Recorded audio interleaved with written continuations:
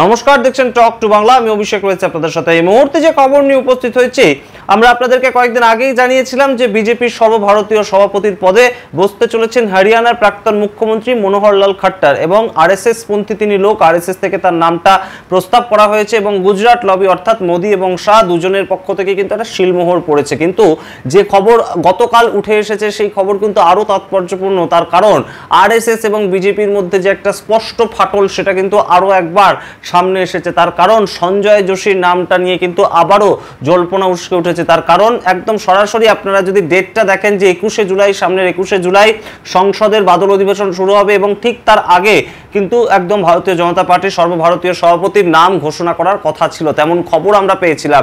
কিন্তু এই মুহূর্তে যে খবর নতুনভাবে উঠে আসছে বিজেপির তরফ থেকে, তারা কিন্তু একদম জানিয়ে দিয়েছে যে তাদের সর্বভারতীয় সভাপতির যে পদ সেটা এখনো পর্যন্ত জেপি নাড্ডা যেমন সামলাচ্ছেন তেমনই সামলাবেন।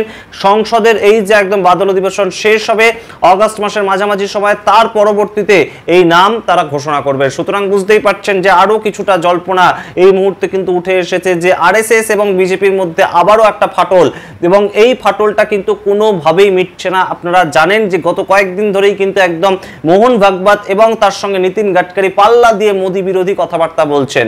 সেই সমস্ত খবরের ডিটেলসে যাব, কিন্তু তার আগে অবশ্যই টক টু বাংলা ইউটিউব চ্যানেলটিকে সাবস্ক্রাইব করে দিন এবং অবশ্যই এই ভিডিও শেষ অবধি দেখুন, অত্যন্ত গুরুত্বপূর্ণ এই ভিডিও।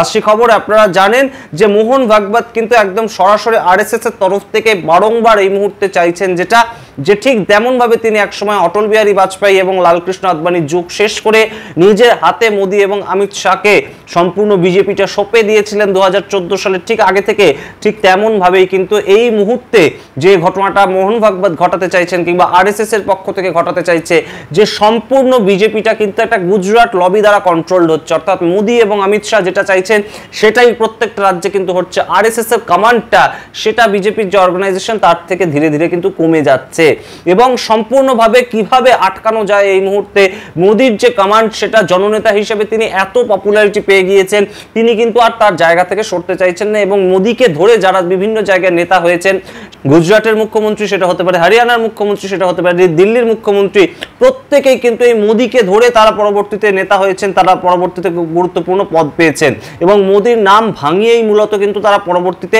বিজেপিতে একটা স্থান পেয়েছেন। সুতরাং আরএসএস এর কমান্ডটা কিন্তু দিনে দিনে কমে আসছে এবং আরএসএস পন্থী যারা নেতা, মূলত যারা আরএসএস এর প্রচারক ছিলেন, তার পরবর্তীতে পার্টি করতে এসেছেন, তাদের কাছ থেকে কিন্তু বেশ খানিকটা দায়িত্ব কেড়ে নেওয়া হয়েছে। সেরকম নিদর্শন আমরা দেখতে পেয়েছি গত 10 বছর 11 বছরে।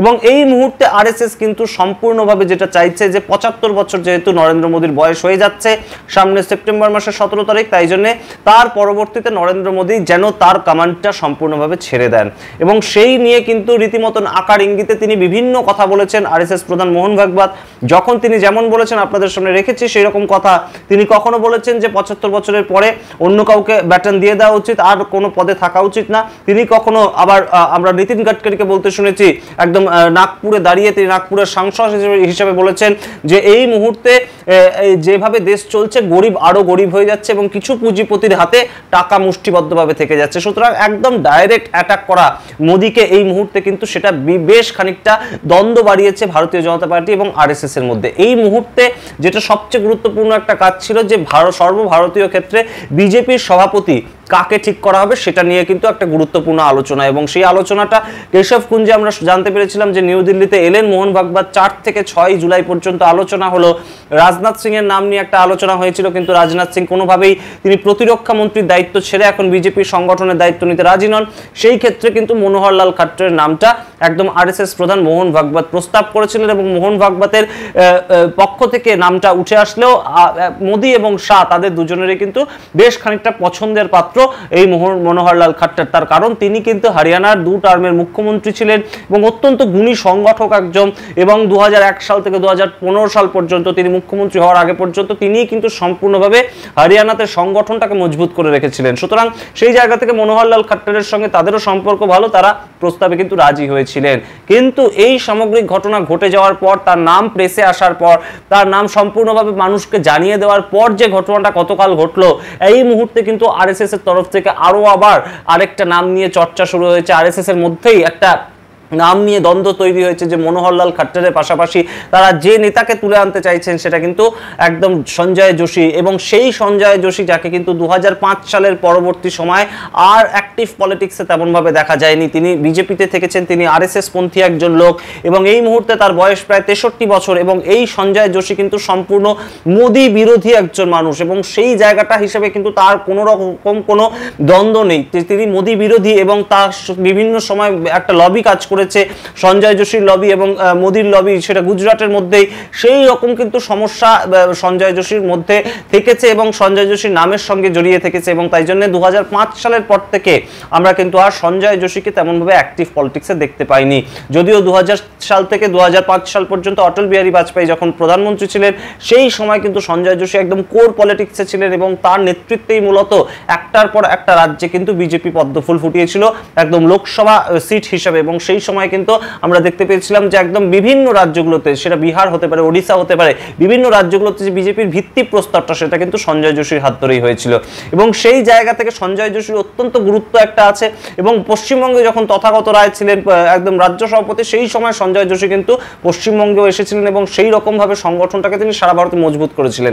সেই সঞ্জয় যোশীর নাম কিন্তু আরও একবার আরএসএস এর মধ্যে থেকে, আরএসএস এর মধ্যে মোহন ভাগবত ছাড়াও বেশ খানিকটা লবি যারা আছে, অন্যান্য যে মানুষজন, তারা কিন্তু মোদি বিরোধিতা করার ক্ষেত্রে সঞ্জয় যোশীর নামটা প্রস্তাব করছেন, সেটাই এই মুহূর্তে খবর। এবং সঞ্জয় যোশীর নাম কিন্তু কোনোভাবেই গুজরাট লবি মেনে নেবেন, অর্থাৎ মোদি এবং শাহ মেনে নেবেন না। তার কারণ সঞ্জয় যোশীর যে পলিটিক্যাল কেরিয়ার, ঠিক তার বিপরীত প্রান্তে কিন্তু নরেন্দ্র মোদীর পলিটিক্যাল কেরিয়ার। এবং এমনও কিন্তু খবর ঘুরে বেড়ায় সূত্র মারফত, যেটা খবর পাওয়া যায় সেটা কিন্তু 2012 সালে একদম সরাসরি নীতিন গাডকারিকে ডেকে নরেন্দ্র মোদী কিন্তু সঞ্জয় যোশীকে বিজেপি থেকে রিজাইন যদি এই মুহূর্তে সঞ্জয় যোশী না করেন তার পদ থেকে, তাহলে নরেন্দ্র মোদী আর বিজেপিতে থাকবেন না, এমনও কথা বলেছিলেন তৎকালীন গুজরাটের মুখ্যমন্ত্রী নরেন্দ্র মোদী। সুতরাং বুঝতেই পারছেন যে একদম বিপরীত মেরুতে থাকা দুই ব্যক্তি, তারা যদি একদম পাশাপাশি বসতে হয়, সংগঠনের সূত্র ধরে সংগঠনের মাথায় যদি সেই রকম একজন ব্যক্তিকে বসিয়ে দেওয়া হয়, সেই জায়গা থেকে এই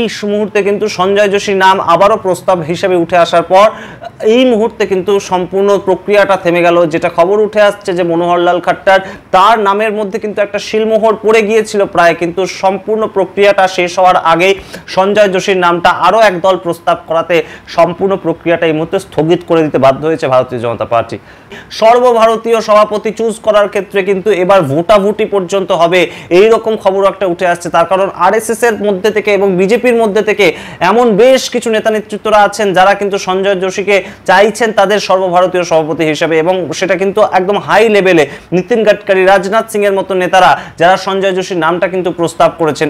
বিভিন্ন মানুষ যারা একদম নীতিন গাডকারি পন্থী কিংবা বলা যেতে পারে একদম আরএসএস পন্থী, তারা কিন্তু সঞ্জয় যোশীর নামটা বিজেপির অভ্যন্তর থেকেও প্রস্তাব করছেন, এবং আরএসএস এর অভ্যন্তরে এমন কিছু মানুষ আছেন, এমন কিছু নেতা রয়েছেন যারা কিন্তু সঞ্জয় যোশীকে চাইছেন পরবর্তী বিজেপির সর্বভারতীয় সভাপতি হিসেবে। সুতরাং এই মুহূর্তে যেহেতু মনোহরলাল খাট্টারের নামটা একটা প্রস্তাবিত হয়ে গিয়েছিল, তাতে শিলমোহর পড়ে গিয়েছিল, তার নামটা তো থাকছেই, তিনিও দৌড়ে থাকছেন, এবং সঞ্জয় যোশীও কিন্তু এই মুহূর্তে দৌড়ে থাকছেন। এবং শেষ পর্যন্ত বিজেপির অভ্যন্তরে এমন একটা পরিস্থিতি এই মুহূর্তে তৈরি হয়েছে যে ভোটাভুটি করে একদম সর্বভারতীয় সভাপতি একদম নির্বাচন করতে হবে। তেমন ঘটনা যদি ঘটে তাহলে কিন্তু প্রথমবার ভারতীয় জনতা পার্টির ইতিহাসে ভোটাভুটির মাধ্যমে একদম সর্বভারতীয় সভাপতি নির্বাচিত হবেন। কারণ এর আগে যতজন হয়েছেন, দেশে যদি বিজেপি সরকার থাকে তাহলে সেই ক্ষেত্রে প্রধানমন্ত্রী এবং স্বরাষ্ট্রমন্ত্রী বিজেপির সংগঠনের ক্ষেত্রে প্রস্তাব শিলমোহর দিয়েছেন, আদারওয়াইজ কিন্তু আরএসএস এবং বিজেপির তরফ থেকে বিভিন্ন উচ্চবর্গের নেতারা তারা সমর্থন জানিয়ে একদম সর্বভারতীয় সভাপতির পদে কোনো ব্যক্তিকে মনোনীত করেছেন। কিন্তু এবার যদি নির্বাচন হয় তাহলে নির্বাচিত